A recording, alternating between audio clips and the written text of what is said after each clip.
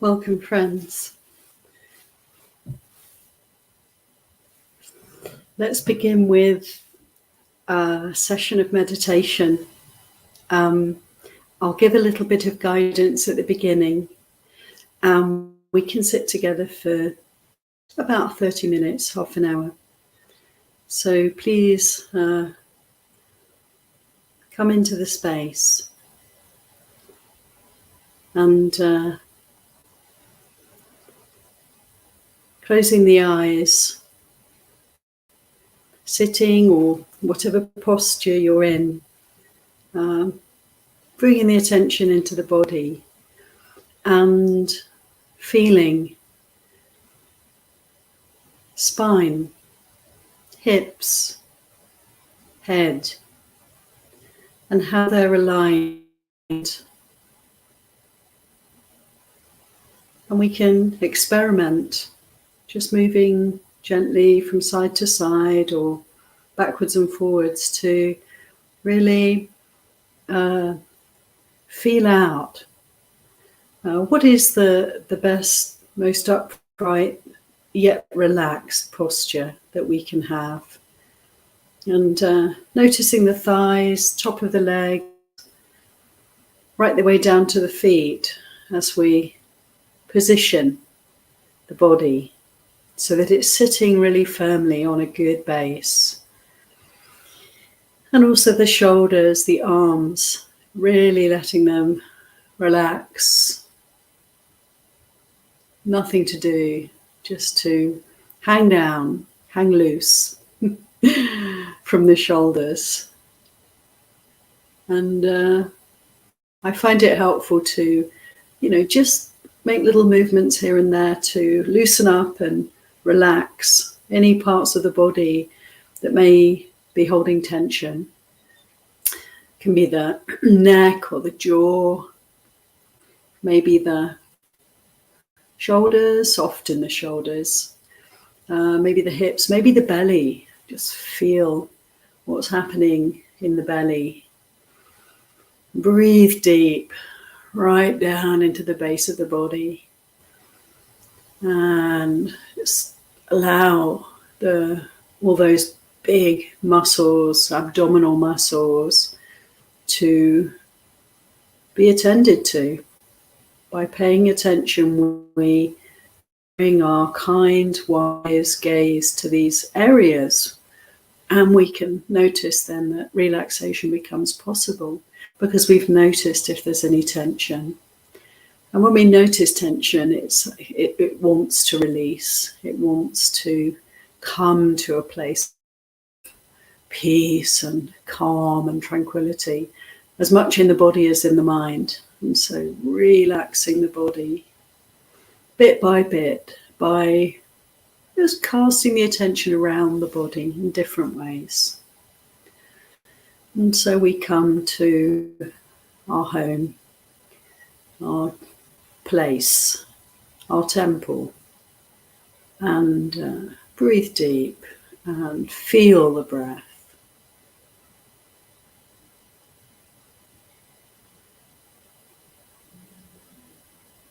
Enjoy the sitting or the whatever posture we're in. Nothing else to do now. Enjoy a sense of silence. We may even have silence around us. Even if we don't, this intention to stop and be present allows us to look within. Notice the silence within, the stillness, the simplicity of simply being here, noticing whatever presents itself, whatever's apparent for us, in this moment, from moment to moment, always in the present, what's happening now. See what is calling for attention as the body comes to a place of real stillness and relaxation.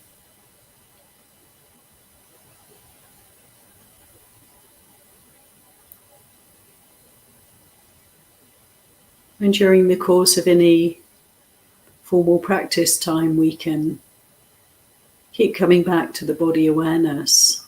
Try and rest the awareness in this physical realm, body and breath. And we can notice, anything else that's on the radar for us, any kind of emotional affect, feeling, mood, state of mind.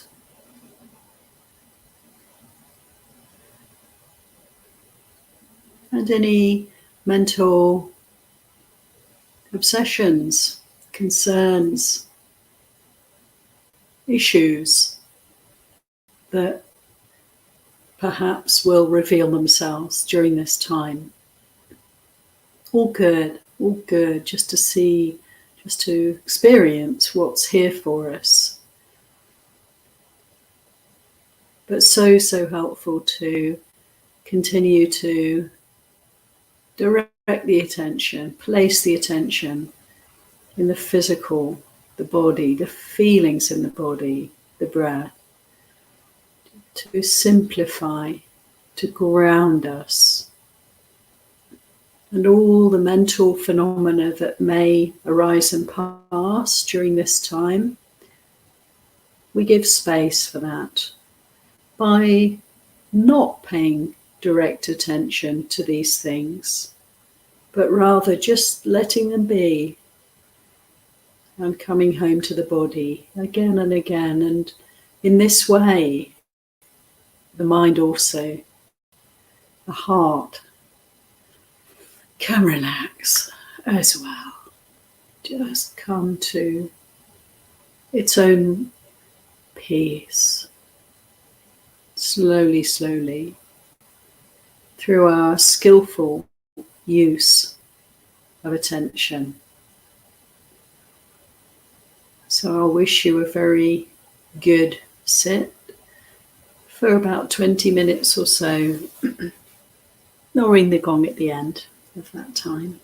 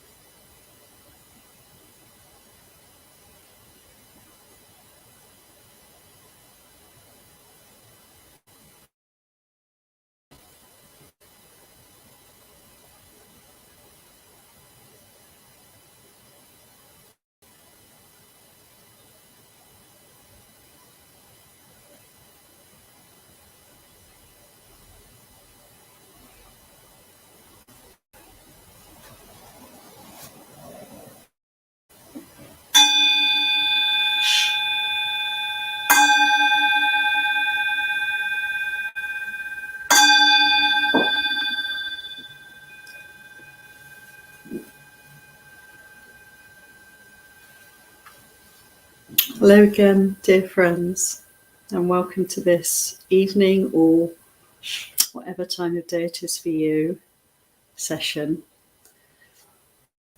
So we've had a chance to meditate together, which is always so helpful. And I'd like to now share some words on Dhamma. And before I begin, I'll pay respects to the Buddha, Dhamma and Sangha. Namo tassa bhagavato arahato samma sambuddhassa. Namo tassa bhagavato arahato samma sambuddhassa. Namo tassa bhagavato arahato samma sambuddhassa.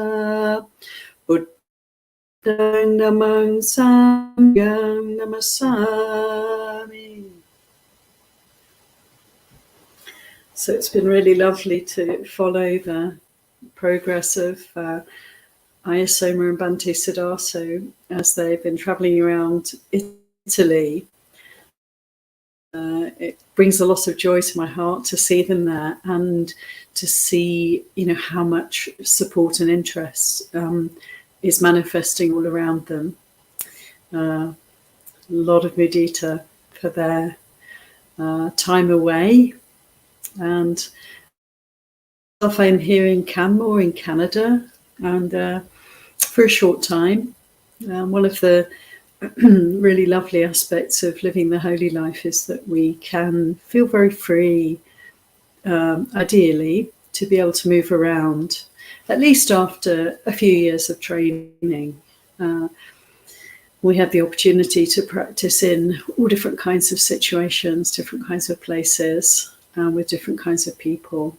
And this is a great blessing. Having said, we get the chance to practice with many kinds of people. In a way, that's true. And in another way, there's a kind of similarity to us all. There's a kind of commonality. There are many things that we share, aren't there, as human beings. And this is very helpful, really, because we can all understand the challenges in life and the trajectory of our life. All of us share. We're all brothers and sisters in birth, in aging, if we live long enough, often in sickness, experiences of unhealth, being diseased, being unwell in different ways, and also we all have to face death at the end of the life, and this is the common denominator for all of us. And we can really appreciate,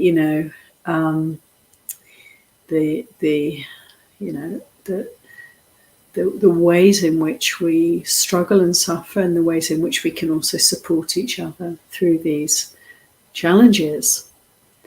And it's interesting to understand from the Buddha's teaching how, these life experiences that I've just described aren't necessarily a cause of suffering for us. Like, they don't have to be a cause of suffering for us. It's quite, maybe that can sound like a bit of a tall order. How do we not suffer when we get sick, when we have to struggle with old age, and when we have to face death? But truly, the Buddha was really saying that there is suffering in this world, but these things are not really necessarily a source of dukkha for us, a source of pain and anguish for us. Actually, it's possible for us to recognize through practice and through understanding the teachings of the Buddha, really through our experience of these teachings, we can actually recognize that this journey, this life journey that we're all on, is actually is part of nature. We're part of nature, and as all things in nature, all dhammas arise and pass. So too, every aspect of our experience is arising and passing, arising, manifesting, lasting for some time, some period of time, and then fading away, ceasing. And this is completely fine. This is natural, and we are, yes, part of Mother Earth. We're nothing but these bodies are made up of earth, water, fire, and air, just like everything else on the planet, every other material thing on this planet, and constant recycling, constant interchange going on. Not at all separate. We're not at all separate from nature. We are nature.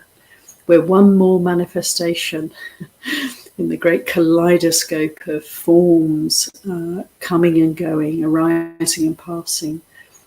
Quite remarkable. And the suffering then that we do experience comes from something else. It's not from this reality, of being part of all things. No, it comes from desire, as the Buddha said, second noble truth. The cause of suffering actually is desire. And it's like in the Satipatthana Sutta, he pointed out that what we really need to do as practitioners is to put aside all the covetousness and grief for the world.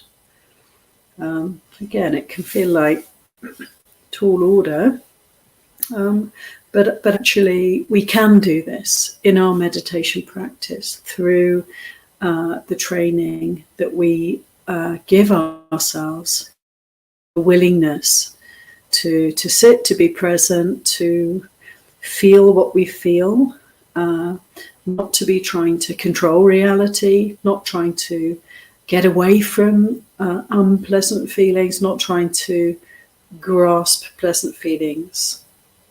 Or rather, what we experience is the grasping and the pushing away, aversion and desire.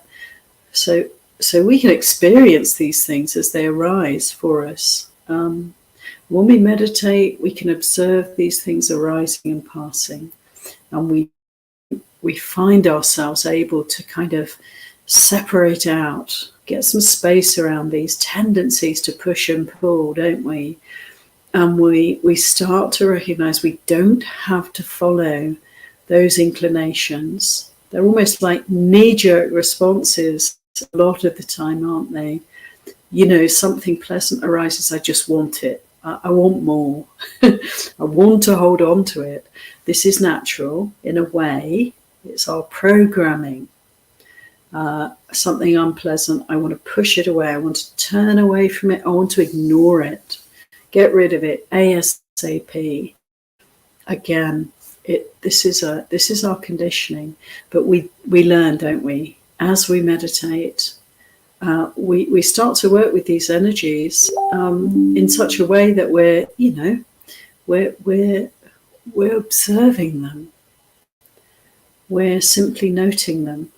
We're with them, and we're not paying attention. We're not giving energy to the reactions around experience, but rather barely just allowing for bare awareness to manifest.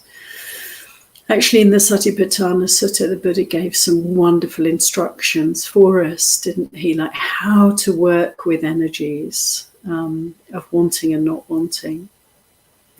And all the other kinds of experience we have. Nowadays it seems to me that, it appears that a lot of people are struggling with feelings of anxiety, feelings of real, even fear about the way things seem to be kind of breaking apart. The givens are no longer givens. Things like having a climate that you can assume is going to be fairly steady over years, decades, centuries. This is no longer the case for us, is it? So we're facing a very uncertain future, and many issues related to the sheer number of people, human beings on the planet.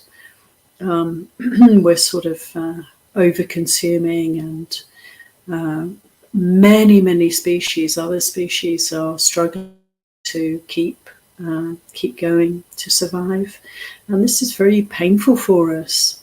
So to feel anxiety, to feel grief, is not at all unusual nowadays, and maybe it was always actually quite. There have perhaps always been things to worry about. It's hard not to feel that at this point in time we have a lot more to worry about. Who knows really, but it would seem challenging at this time. So we can, considering the advice of the Buddha in Satipatthana Sutta, how to meditate, how to work with all the different mind states, feelings, emotions that we may be experiencing, from the most subtle sort of irritation, not wanting, anxiety, right the way through to rage, anger, fear, grief, despair. So the whole gamut of our emotional experiences, all of it, everything we experience, everything that we even can say exists for us, can be brought into our meditation practice, of course. And the instructions the Buddha has given can be applied to any and every state of mind, emotion, feeling, any kind of thought formations whatsoever. So this is extremely helpful.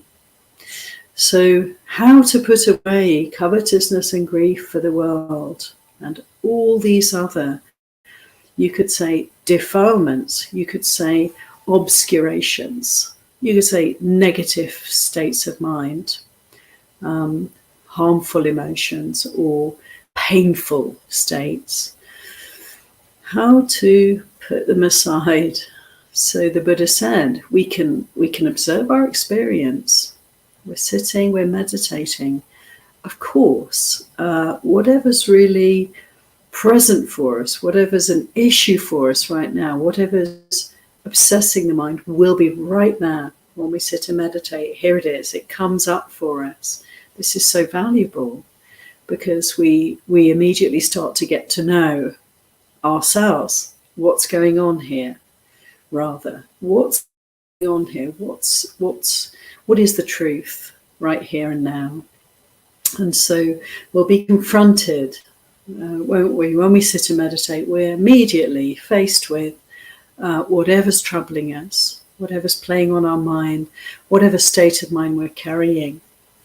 And so the Buddha said, take, apply energy here to this situation. Come to this situation with your full atape, sampajano, satima. Bring in, atape, tapas is like burning. Bring in a kind of ardent energy to the situation. Bring your attention here to whatever's manifesting as we sit, as we walk, as we meditate. Sampajana, with a clear comprehension, a clear seeing, with a clear understanding of what we're doing. Satima, bringing mindfulness to bear. So first of all, this instruction for me is so helpful. It's like whatever's going on, can I be present for it? Can I really attend? Can I put energy into that attention and, bring up a sense of curiosity, a sense of interest, this quality which is an enlightenment factor of investigation of dhamma. So just to bring all the energy and attention to bear, this is the beginning for us. And, it's really interesting to me how it is that even when I'm deeply distressed, really angry, very unhappy, afraid, if I can have this sense of paying attention with energy, with real curiosity, opening my mind to what's to be known in this present moment, then almost already there's a sense of kind of a separation. It's like there is an observer and there is that which is being observed, and they're not the same thing. So already I'm not completely immersed in these emotions anymore, these recurrent thoughts, these feelings. I'm no longer that. I'm no longer drowning in these things. I'm not overwhelmed anymore. No, there's an observing that's happening. And as soon as that begins, as soon as we can apply ourselves in this way, we're already freeing up, aren't we? We've already changed the attitude in a really significant way. And this is the way of freedom. This is the way to begin to understand, not that, I'm not that. To disidentify, to let go of the sense of me and mine around whatever's going on. And of course, the other thing we start to notice is that as we start to pay attention, energetically, dynamic, sense of really a kind of vitality to our attention. Here I am. I'm really watching this, whatever is arising. We start to notice, things arise and things last. And then if I'm steady and I'm just observing, just allowing things to be what they are, then things will pass. Things arise and pass. There's a changing, there's an impermanence, to all of these experiences. And again, a taste of freedom starts to come. It's like, this is not defining me. This is not permanent. How can it be?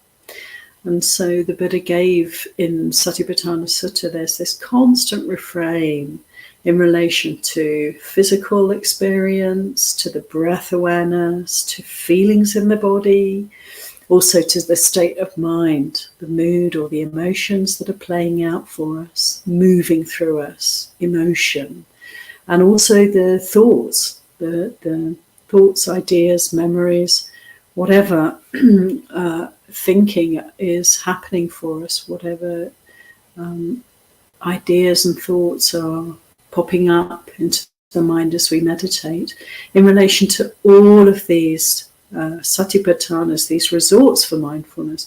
The Buddha said again and again this refrain, ardently, with clear seeing, apply mindfulness.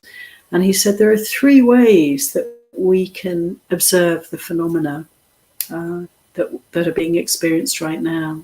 There's the way of seeing the arising and passing, so actually bringing the lens of anicca, so seeing with the thought, the concept of impermanence in the mind.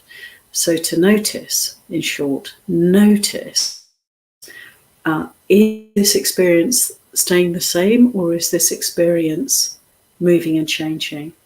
Can I see change? Can I experience impermanence? Can I notice that there's an arising and passing going on for this experience, within this experience? This is one way that we can really apply wisdom to the experience we're having.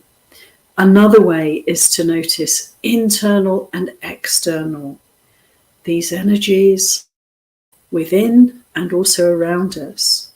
So, this is a kind of teaching that's been interpreted in different ways. But one way of considering how to relate to this advice is to consider meditating. I'm really observing what's happening inside, a sense of inside here, this body, this mind. But we can be bearing in mind, that these experience I'm having, whatever's playing out here, there's a very good chance that others will be having a similar experience, or others will have had or will have similar experiences. And this is very helpful. It's like there's nothing unique here. This mind and body, if we have feelings of shame arising for us, if we have feelings of helplessness, vulnerability, if we have feelings, anxiety, dread, all of these kinds of feelings are really very unpleasant for us. And also often we can have a sense of being alone in this, a kind of isolating quality.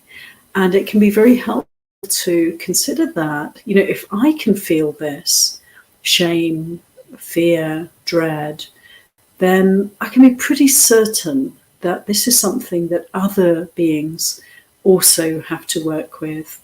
And indeed, when we're not formally meditating and we're going about our everyday lives, we can remember this instruction to look around and really observe, what is happening for others. And one of the other ways I find this really helpful is to just notice that, when we're meditating, we start to notice, don't we, there's a kind of stream of awareness and experience. It's like a process. Things are constantly changing. It's really actually not possible to own, control, or find a sense of self in any of these experiences. If we try and seek and investigate and see whether there's anything I can really hold on to and make mine, we find that's really fascinatingly not possible for us. And so the sense comes gradually over time, doesn't it, that there's a process going on here. It's really quite impersonal, it's impermanent, and it's quite unsatisfactory in many ways. Because there's no permanence to anything that I can experience in this realm, and because I can't make anything mine or rely on anything, find any stability in this experience, then it's inherently unsatisfactory. It's just not. It's not good enough. It's not. This is not something to take as a refuge in any way. This experience of mind and body, human experience of real experience, genuine experience of what's going on. And so dukkha. We become aware of dukkha. And we can be sure then, coming back to the teaching about inside and outside, we can recognize that if this is my experience when I meditate, a dawning realization that there's just this kind of process going on, a flow of energy, constantly changing, ungraspable, not me and mine, then when I look around me, and I see all these other human beings in the room, or in my family, or at work, or in the street, all these other beings, human beings like me, if this is the truth for me when I sit and observe what's actually going on, then it will also be the truth for them. That there's nobody actually out there. It's like, I can't really know this other person. They're also a constantly changing stream or process or evolution that's going on. How amazing, you know. I don't know myself. How can I know myself when I meditate and I realize that, well, it's so dynamic, it's so impersonal, and it's so impermanent. How can I say that I know myself? And so then how can I really feel that I can know anybody else? So when I'm trying to hold on to an idea about somebody else or an idea about myself, what I'm actually doing then is I'm just operating from some kind of past image, some kind of idea that's history. It's history already. I can be pretty sure that I can't really apply concepts from the past and really rely upon them here and now in relation to myself, in relation to other people. And so we start to, open our hearts, open our minds to the uncertainty of it all. The really, it's really difficult to pinpoint, to pigeonhole, to categorize, to feel that we've got anybody else. We don't really have a handle on them, and we don't really have a handle on this one either. So to consider this guidance from Buddha to observe what's happening inside and to observe also what's happening outside can really open up the doors for us and help us to see more clearly what's real and then relate to others and also to ourselves in a more genuine, authentic and very helpful way, which is to recognize that we don't really know anyone else, we don't really know ourselves, and maybe then we would be wise, we would be kind of dwelling in dhamma, in reality, if we allow ourselves to see all our acquaintances, friends, family, and so on with kind of fresh gaze, an innocent, open, receptive gaze that, doesn't create them, doesn't assume anything about the other. And maybe we can also apply this attitude to ourselves. No assumptions. When it comes to coming back to negative emotions, difficult mind states, covetousness and grief for the world, anxiety, fear, dread, shame, anger, and so all of these experiences, we tend often, especially if we feel overwhelmed by difficult emotions, to feel that, they're us. They're us. They are us, and they have a sense around them of being lasting, defining me. I'm like this. I'm a depressed person. I'm an angry person. I'm scared. And actually, again, with this clear understanding that develops for us as we meditate, we can recognize that actually, no, whatever I'm experiencing, whatever difficult emotions might be up for me right now, present right now, I can be very sure, that they're changing. They don't last, they can't last, and they're not me. They're just like, the weather. very apparent when present. When they're present, this is how it is. It's pouring with rain, that's really apparent. But we know that all the different weather situations that we can experience, the really obvious aspects of the weather is that it's changing. It'll keep changing, and it's the same, isn't it, with our emotional life, emotional experiences.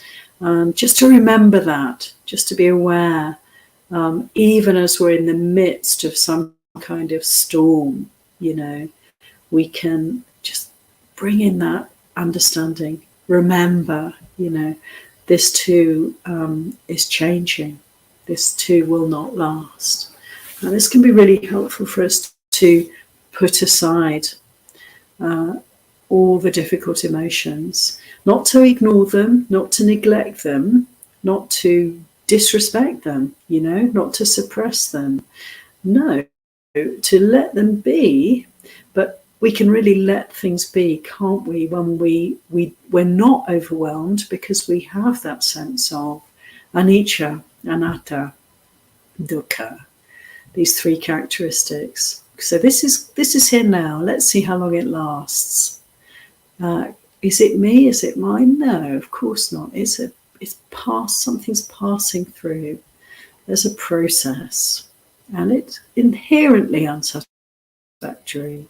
So in this way, we can apply this way of clear seeing, sampajanya. See things clearly, see things for what they are, and almost as part of that understanding, we develop equanimity. Equanimity's there. We're not reacting, we're observing. And the other instruction the Buddha gave, there was the seeing the arising and passing away of phenomena, seeing the phenomena inside and outside, ajata bahida, and also to another instruction the Buddha gave again and again in the Satipatthana Sutta in relation to all our experience, is to also we can apply simply observe. So I find this quite helpful, because oftentimes that's all that's required. Just to be here, in the body, feeling what is, observing the breath. It's enough. It's enough. It can seem sometimes too simple. If it's so simple, there must be something else that I should be doing. No, it's enough just to be present with whatever is apparent to us. That is mindfulness, and we are able to allow then the process of purification of the heart to happen, because we've made space, announced the world, we've put aside grief and covetousness for the world. If there's really not a kind of raging storm going on, but we can be aware of certain thoughts, emotions, feelings in the body, be aware of the breath, bare awareness is enough. It reminds me of a sutta where the Buddha is describing how to work with the mind with some beautiful similes. It's in a Majjhima Nikaya, this sutta. I can't remember the number, I'm afraid. It's one of the cow herding suttas. The Buddha said, when, the mind is reasonably peaceful, or there's no, we're not being kind of overwhelmed by our experience, we're to be simply aware of what's happening for us. He said it's a bit like a cowherder at the end of the harvesting season, when all the crops have been gathered in, and there's no danger that the cattle, the livestock will destroy, trample or consume the crops. others, other farmers, then the cowherder can kind of relax. The cattle can wander around, and he just occasionally has to keep an eye on them. But basically, it's possible just to have this quality of bare awareness. On the other hand, the Buddha said, say during the harvesting time, when the crops are growing, before the harvest, when the crops are growing, the cattle herder has to keep a very close eye on the cattle to keep them away from the crops, and so constantly has to kind of direct them, hit them with sticks, shout at them, I don't know, get the dogs out, whatever, to herd them away from the growing crops. Has to be very attentive, has to be really vigilant. In the same way, when we're experiencing very strong sensations, emotions, obsessive thoughts, or very negative thoughts or mind states, this is a time to be quite alert, and bring in other ways of practicing. So to consider anicca, bring that in, or to bring in, we're coping with a lot of negative mind states, bring in metta, bring in loving kindness. So to help to continue our work of letting go, observing reality as it is, and allowing ourselves to realize and recognize that things are still changing and there is still no sense of self here. However compelling this experience might be, we can just bring in extra resources, kindness, patience, more samadhi, bring in more focus, bring the attention to a point, come back to the body, just focusing on the breath, or one aspect even of the breath or the body. In these ways we can help ourselves stay steady with whatever we're experiencing, and then when things calm down again, like at the end of the harvest, we can relax, we can sit back and allow simply bare awareness, with a sense of, always a sense of energy, a sense of knowing what we're doing, but we can simply be present then.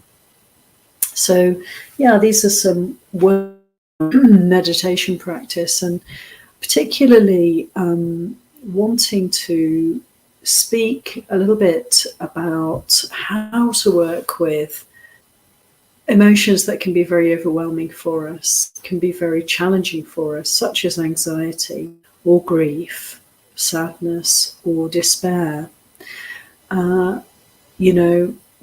These are the ways the Buddha gave us to come back to the simplicity of the moment. And it's almost as if, for me, it's almost as if we can kind of break things up, So as I said, these mind states, these emotional states can feel really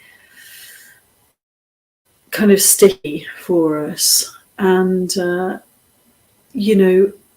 we can feel there's just no way of dealing with this. There's no way out of this.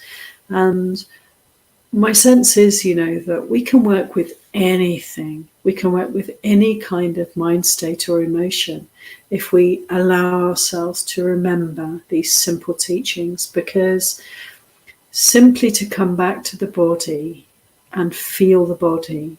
When I have anxiety arising or present in the mind, in the heart, what's actually happening in the body?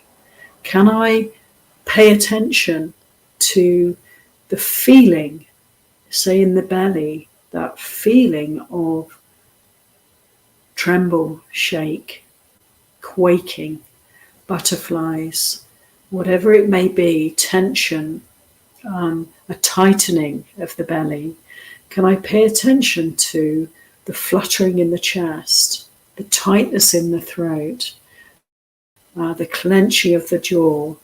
whatever it may be for us, when we have a strong emotion, there will always be some kind of physical manifestation of that. And so to turn our attention, having noted there's a strong emotion on, there's a powerful sense of fear in the mind. Can I come back to the body? Can I allow myself to start to feel what's actually going on here in the physical realm for me? And it can be very difficult to do this, of course, because it's actually as if we're coming closer to the issue. When we come to the body, it's almost like we're digging deep and finding the root of the issue. It's very, very valuable to do this, but it can be very challenging.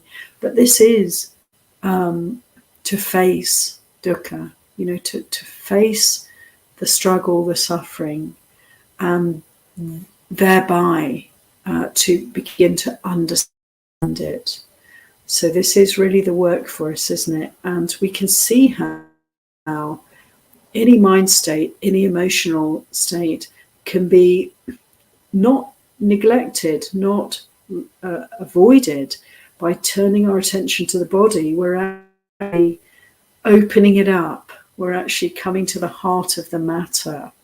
And so to feel what's going on in the body, and just keep breathing and allow a kind of gradual softening as we pay attention to almost like the root of the issue, the trauma in the body, the fear, the agitation, the anxiety, the grief. These are kind of labels that we give to emotional states, but when we come into the body, it's almost like we go deeper and the labels can even fall away, and we can be surprised sometimes by the change that happens in the state of the emotion. So oftentimes there'll be layers of different kinds of feelings to be discovered. You know what I mean? Like there'll be fear, and under that fear will be anger, and under that anger will be despair, and so on. It's a very, very amazing journey to actually explore the roots of our emotional storms, our emotional challenges. And so coming into the body and allowing the whole thing to open up, layer by layer, piece by piece, it is as if we're digging, investigating, examining. And slowly but surely, it's like we open up, we enable all the emotions, all the obsessions to breathe, to live, to reveal themselves. And in this process, we learn, we gain wisdom. We also gain equanimity, because we learn to stay steady, to be patient, to tolerate. The what can seem intolerable becomes tolerable for us. And so wisdom arises, and peace slowly but surely begin to manifest as these emotions do what they inevitably will always do, which is to arise and pass, find their peace, find their cessation. So I would say with anything, any challenging feeling, thought, emotion that we may have to contend with over time, let's remember, the simple teachings, how to observe reality, how to come home, how to use, how to benefit from body awareness, breath awareness, and to be able to really understand what's actually going on in the whole organism, the kind of holistic understanding of what's happening for us. And then these insights again and again reveal for us the reality that all these difficult emotions, mind states, obsessions are arising and passing. And they are, as here, we'll see them elsewhere also, and understand that they're not me, they're not mine, they're not unique, they're not to be held on to, because why would you want to hold on to anything that's so ephemeral, that's so impersonal? And so slowly but surely our vision, our understanding of reality becomes clearer, and we start to recognize these characteristics of all things: change, impersonal, anicca, anatta, and dukkha, unsatisfactory. And as we move through, these experiences in our practice, we start to feel a bit lighter. The burden starts to be put down bit by bit, where we're out of the unreal and moving towards the real. It's like the scales are falling from our eyes. And to be living in the real world is to be light, to be free, to be peaceful, to be compassionate. These qualities grow for us, and it's such an incredible journey. We really can't know, from one step to the next. It's like stepping into the unknown, but it's a courageous journey. It's a warrior's journey, really. Warrior as in WARR. Some people think I'm talking about somebody who worries a lot. No, it's a warrior's journey. Like, get your shield, of mindfulness. Get your sword of wisdom and strive on, from light to greater light, or even from darkness to light. This is the way the journey is taking us. And we're slowly but surely, uprooting all the sources of suffering, all the desire that's so ephemeral. We stop wanting to follow desire, all the aversion in the same way. It's just pain for us. So we want to let go of that. And all the source of confusion, delusion, this unclear ways of seeing permanence in what's ephemeral, seeing self in what is, it's impossible to make anything me and mine in this realm. So to start to see more and more clearly.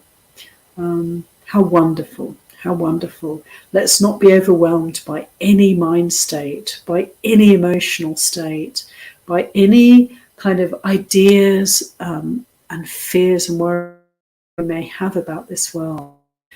No, let's just practice and see through them and move forward to greater and greater understanding, greater and greater freedom, and ultimately to complete liberation from all suffering.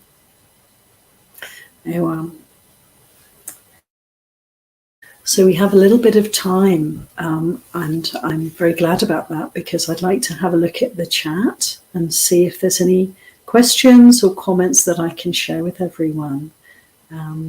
Any questions I can address. So hello everybody. It's lovely to see you all. I can't see you, of course, but to know that you're there, rather, and to read your comments. Thank you very much. Nicole, how to gain the state of nibbana? Well, I think I just sort of came around to sort of covering that. Having said that, Nicole, this is one way of speaking on Dharma. There are so many ways in which one could describe, kind of elucidate, how to gain the state of Nibbana. But I would say in short that the state of Nirvana comes about through the willingness to work with all the sources of suffering that we experience through greed, through hatred, through confusion or ignorance. Willingness to face and work through all the these defilements, and to do this through meditation practice, through following the teachings of the Buddha, and just one step at a time we can really let go of suffering, and slowly but surely we're moving in the direction of nirvana, of freedom, of ultimate happiness, unshakable happiness. So I hope that's a good enough answer, and hope that the talk I gave was sort of in some way touching upon that question.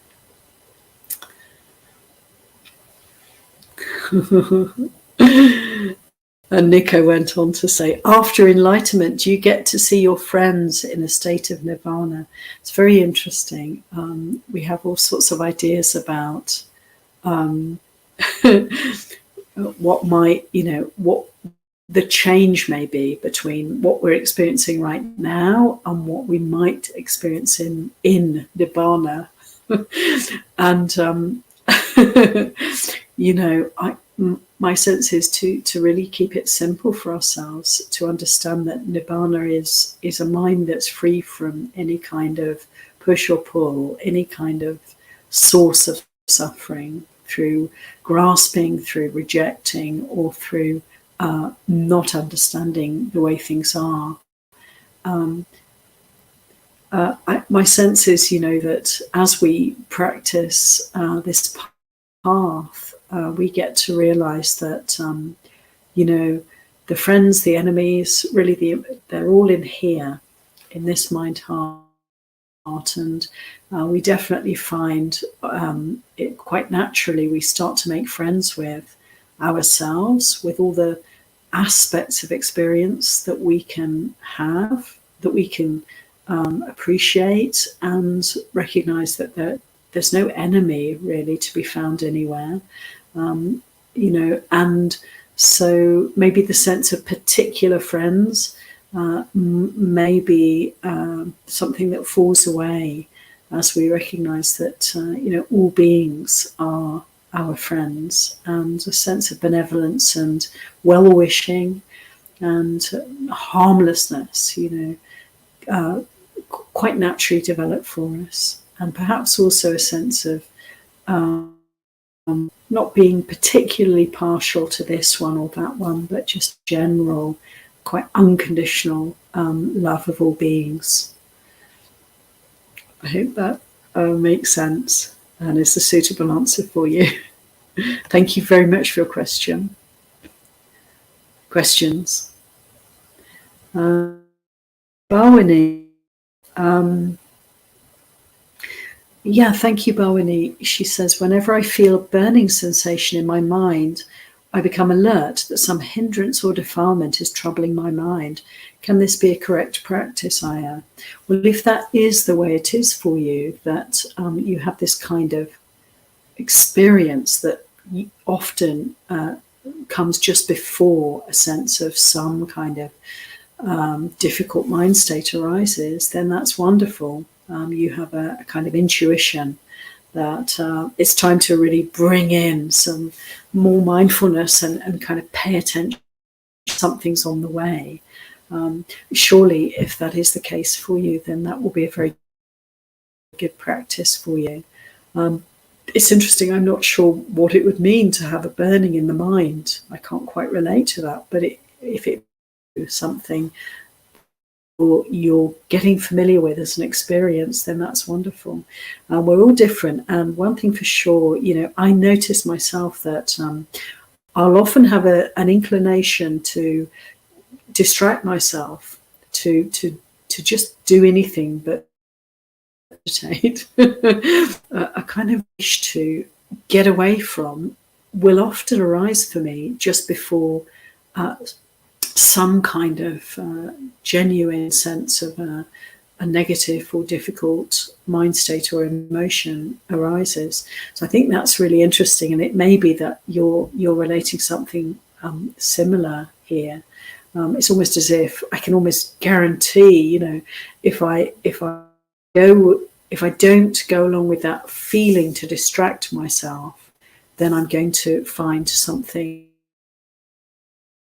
is for me in the practice and something I can really work with, it comes up. So yeah, follow your intuition and keep learning about how it is for you, and developing the mindfulness in this way. Really good.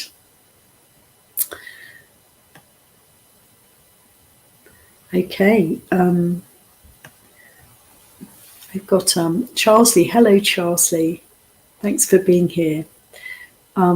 Is there such a thing as being lost in sight or hearing or touch or taste or smell? Absolutely, Charlesley, I would say so. We can. What that means to me, what you're saying, is that we can get kind of completely identified with our sense experiences, or we can kind of lose. We can be just completely immersed in some kind of experience, and there's nothing about that.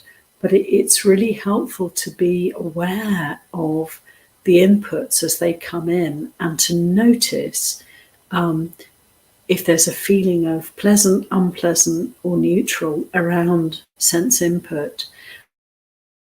And, if there's a pleasant feeling and that reaching towards that happens, I want more of this, or an unpleasant turning away starts to happen. Because as soon as we distinguish in this way, react in this way, then we can really just create more suffering for ourselves. But if we're alert and we're mindful and we just notice, seeing, hearing, smelling, tasting, touching, and any kind of responses are just seen and let go of, then we're really able to be fully present and to keep learning about the nature of reality.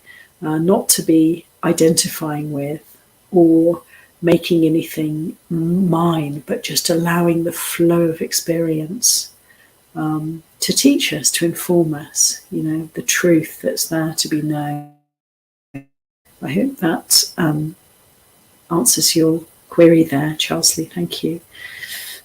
Hassan says, I used to be able to sit and meditate for hours with no issues, but recently noticing even in 20 minutes, body becomes very painful and restless. I'm not sure what changed. Yeah, these things come and go. It's like, it's really interesting to me that we never quite know how it's going to be, because sometimes there can be a lot of restlessness in the mind and the heart, and other times it can be very easy to sit. Whatever's happening for you, it's okay. Just how can I work with this? Two ways I would suggest, if there's a lot of pain in the body, good to move. Good to move. Don't let meditation become a torture session. No, be kind to and allow the body to ease, because then, we want to meditate, and we find great benefits in meditation when we're looking after the body. So to maybe do more walking meditation, continuing to try sitting from time to time to see if the situation changes. But you could do more walking meditation. You could try doing lying down meditation. Standing meditation is really good. Sometimes with lying down, we just tend to drop off. Not always. For some people, it's really helpful. But standing meditation can be excellent, as well as walking meditation.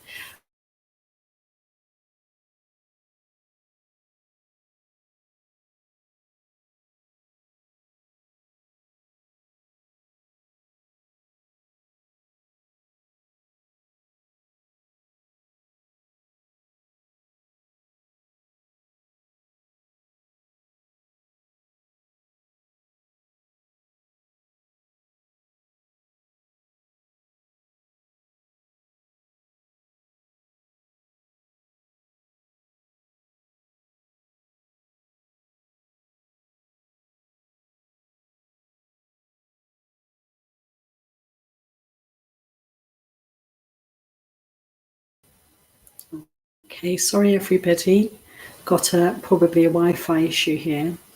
So yeah, I was just saying, remember the restlessness. The remedy for restlessness, Hassan, is to try and develop more focus, more stillness. So maybe standing meditation and trying to really bring the attention to one point or one area, one aspect of the body, or just observing the breath, to try and develop a little bit more samadhi, a little bit more stillness. It's very difficult when there's a lot of restlessness, but it really helps if you can pay attention to developing a little bit more samadhi in this instance. So I hope those suggestions are helpful for you. Thank you for asking.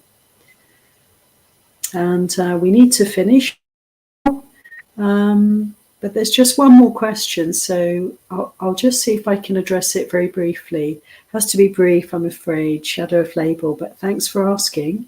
When I go through negative emotions in meditation, why do I feel, hear and see sensations in my body and experience twitches and muscle spasms? I don't know why, but it's not unusual. We don't really need to know why, just observe what's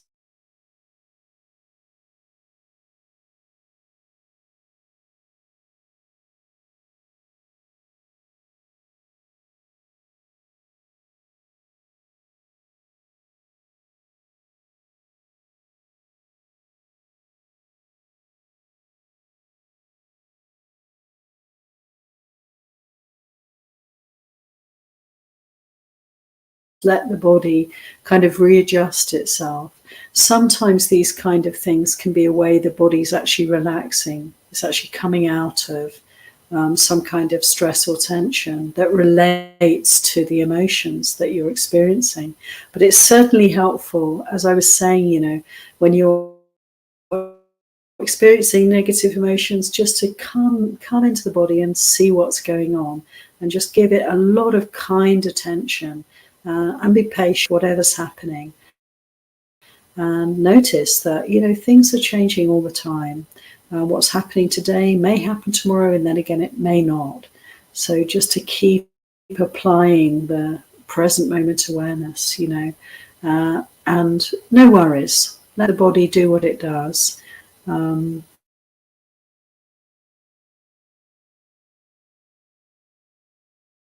Likely to last. So I hope that's helpful, shadow of label. And yeah, thank everybody for being here. I'll have to say goodbye now. We've come to the end of the session. Big gratitude for your practice. Wishing you every blessing on the path. Take care.